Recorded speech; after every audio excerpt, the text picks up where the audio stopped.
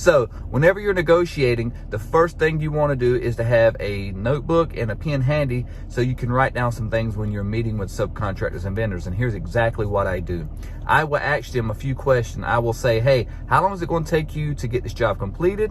And they're going to say something along the lines, oh, it's going to take me 2 days or 3 days. Whatever day they say, let's just say they say 3 days. I'll say, okay, let's be fair. Let's say 4 days, right? And the reason why I go above what they say is it shows that I'm reasonable, more than reasonable, and I'm trying to be fair. So I'll write down 4 days. And then I'll say, how many people is it going to take to get this job completed? They'll say 3 days. Now, when they say, I meant 3 people. When they say 3 people, I'll say, is that including yourself?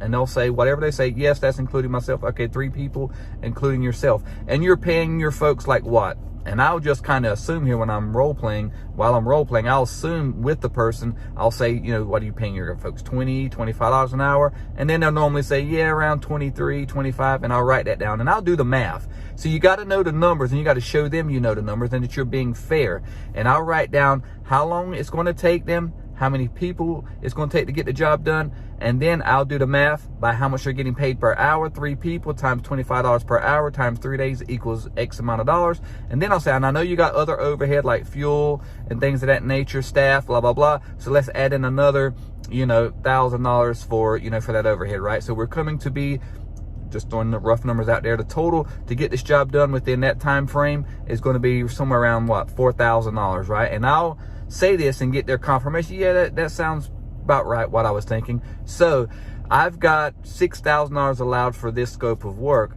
It's going to cost you roughly $3 grand if you do a great job, or worst case scenario, $4 grand. And that leaves you around $2,000 profit on this job. You know, that's if that's the number that I need to be at, the $6,000 number. If it's $5,000, the same thing would happen. But the key thing about this is that you're in control, you're dictating the pace, you're guiding the conversation where you want it to go while being fair and creating a win-win for your subcontractors or vendors. This tactic alone has helped us save a lot of money and leave our subcontractors and vendors feeling like they have won also, because they get to actually see the numbers. A lot of people don't even do this, but it shows that they're making a good profit. And if there's any disconnect, you find that out really quickly and you can adjust and go from there. But this, by far, on every project, every time I meet with a subcontractor vendor, I end up getting 9 times out of 10 exactly where I want to be, which helps me control the pricing and control my numbers. Let me know after you implement this into your strategies what you think, or in your negotiations. Be sure to like, comment, follow, and subscribe. I'm Raphael with SoutheasternGeneralContractors.com.